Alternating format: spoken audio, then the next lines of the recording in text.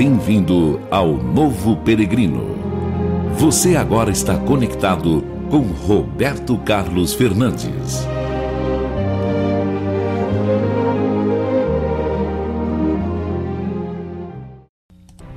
O Evangelho maldito.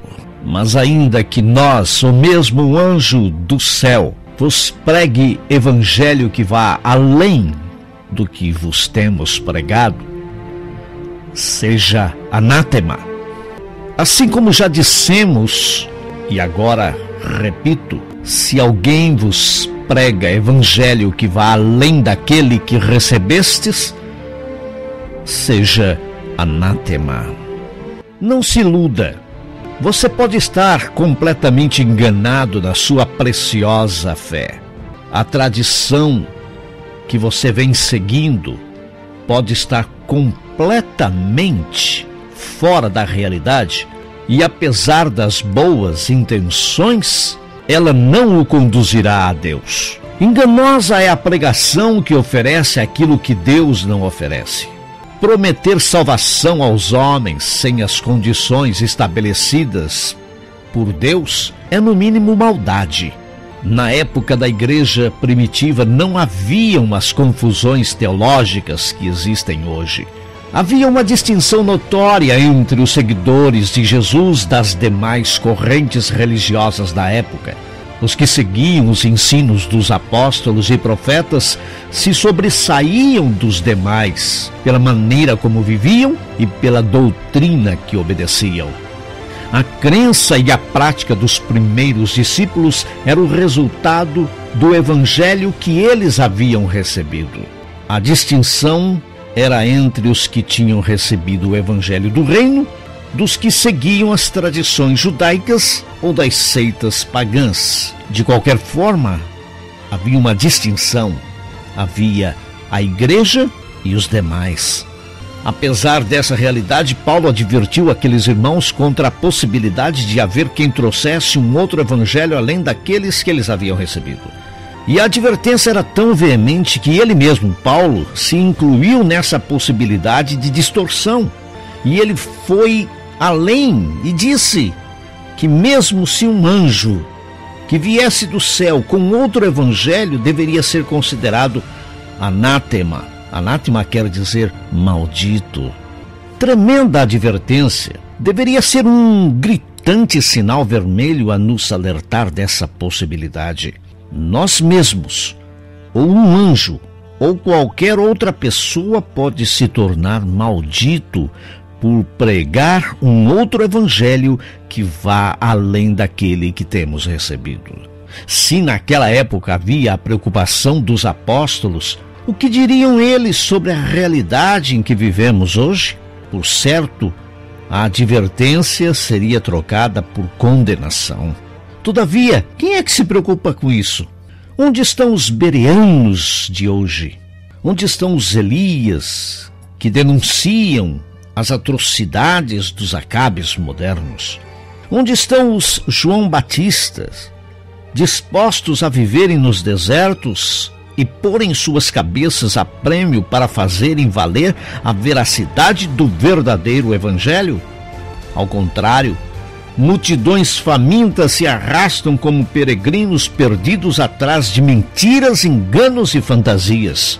Mas antes que você pense que me refiro aos muçulmanos, budistas, esotéricos, testemunhas de Jeová, mórmons, messiânicos, espíritas ou ainda os próprios judeus, saibam que minha exortação é para os chamados cristãos evangélicos. Há quem prefira a denominação crente, ou como essa terminologia se desgastou pelo mau uso, alguns agora preferem somente o termo evangélicos. Não importa a terminologia, me dirijo a qualquer um que frequente igrejas que vivem debaixo de qualquer uma dessas nomenclaturas citadas e não se dão conta que estejam enganados. Pareço ser ofensivo usando essas palavras? Não posso deixar de ser coerente com o tema. O chocar e ser agressivo depende da resistência dos que recebem a exortação. Paulo chamou os que distorciam o evangelho de Jesus Cristo de malditos. A agressividade é contra aqueles que distorcem a verdade e arrastam atrás de si milhares de pessoas. Paulo chegou ao cúmulo de dizer: tomara fossem mutilados aqueles que vos incitam a se desviarem. Não menos foi Jesus ao dizer: seria melhor que esses amarrassem uma pedra de moinho e se lançassem no mar.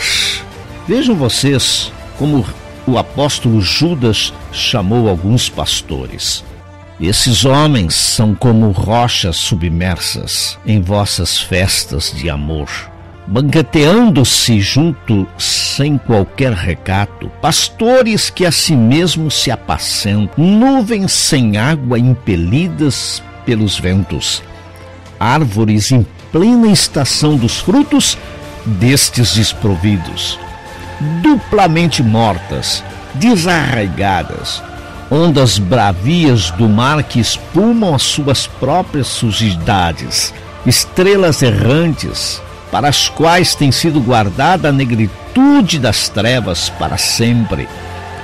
Quanto a estes, foi o que também profetizou Enoque, o sétimo depois de Adão, dizendo: eis que veio o Senhor entre as suas santas miríades para exercer juízo contra todos e para fazer convictos todos os ímpios, acerca de todas as obras ímpias que impiamente praticaram e acerca de todas as palavras insolentes que ímpios pecadores proferiram contra ele. Os tais são murmuradores, são descontentes, andando segundo suas paixões. A sua boca vive propelando grandes arrogâncias, são aduladores de outros por motivos interesseiros. Vós, porém, amados, lembrai-vos das palavras anteriormente proferidas pelos apóstolos de nosso Senhor Jesus Cristo, os quais vos diziam: no último tempo haverá escarnecedores, andando segundo suas ímpias paixões. Estes são os que promovem divisões sensuais e que não têm o Espírito. Carta de Judas, capítulo 1, versículo 12 a 19. Malditos é uma expressão forte que ninguém gosta. Pensemos em outras expressões usadas pelos apóstolos. Paulo escreveu a Timóteo dizendo: mas o Espírito expressamente diz que nos últimos tempos apostatarão alguns da fé, dando ouvidos a espíritos enganadores e a doutrinas de demônios, pela hipocrisia de homens que falam mentiras, tendo cauterizado a própria consciência. 1 Timóteo 4, de 1 a 2. Vejam estas expressões: homens hipócritas, mentirosos, homens com a consciência cauterizada. Eu penso que o termo maldito está bem empregado aqui. Entretanto, muitos desses homens são frutos diretos de um sistema maldito também.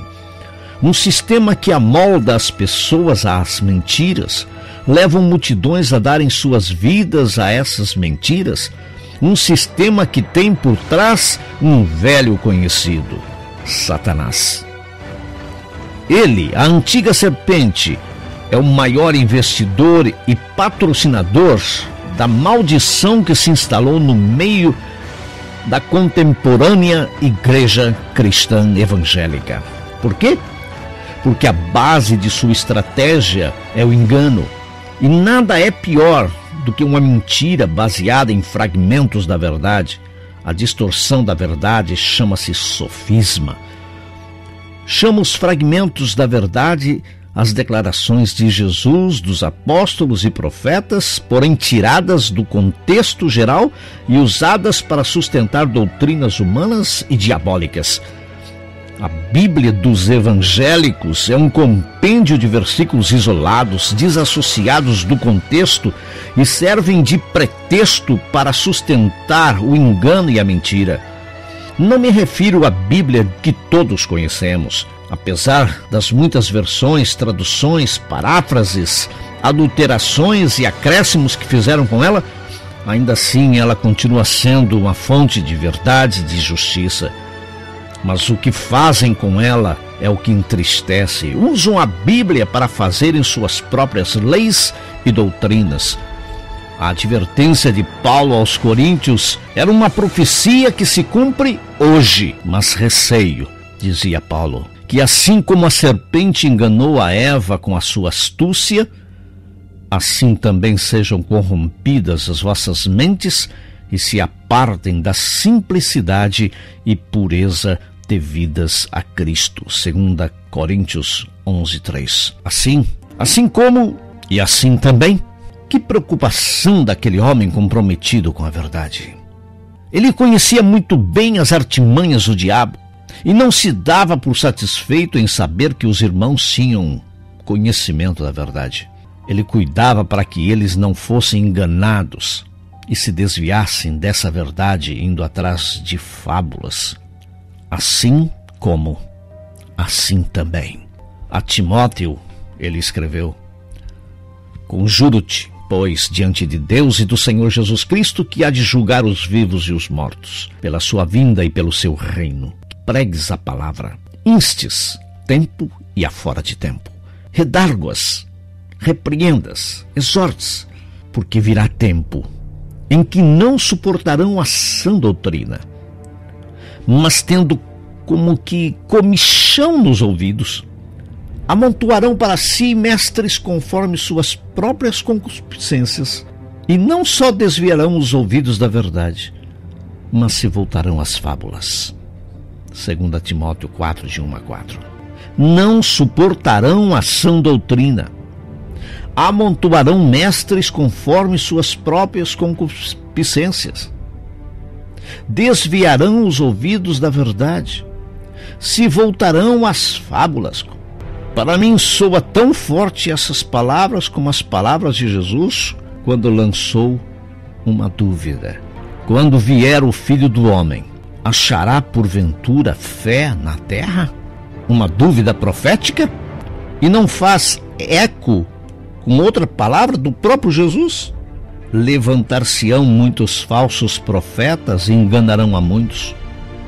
E por se multiplicar a iniquidade, o amor se esfriará em quase todos. Aquele, porém, que perseverar até o fim será salvo. Mateus 24, 11, 13. A questão fundamental desta exortação não é fazer uma apologia em torno do fatalismo, nem mesmo levantar uma bandeira de desabafo apenas para incomodar os aniversários. Não.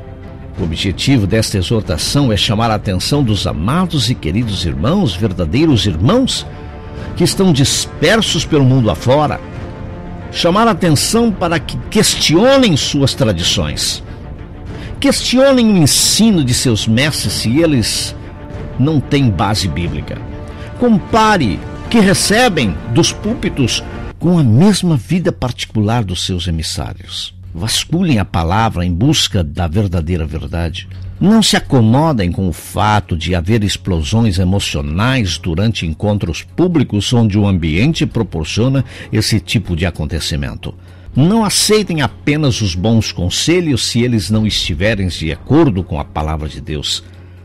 Questionem a própria palavra de Deus, entre aspas, se ela não estiver coerente com todo o contexto do reino de Deus. Fujam de quaisquer argumentos que se baseiam em sonhos, visões ou mesmo profecias diretivas. Cuidado com o termo Deus me falou. Se esse termo vem como uma forma de sustentar uma doutrina ou um argumento ou ainda uma exortação forjada na maledicência e na fofoca, cuidado.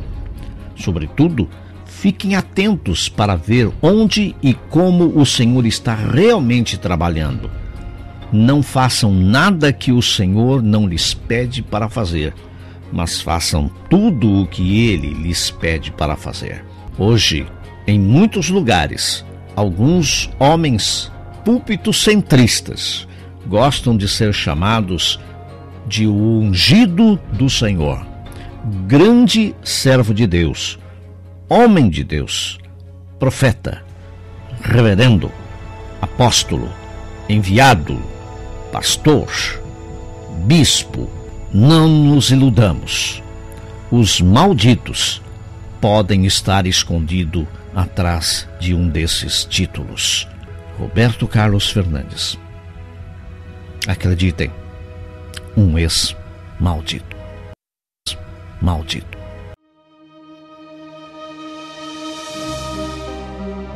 Se você gostou desta programação, visite a nossa página na internet www.onovoperegrino.com e participe dessa jornada.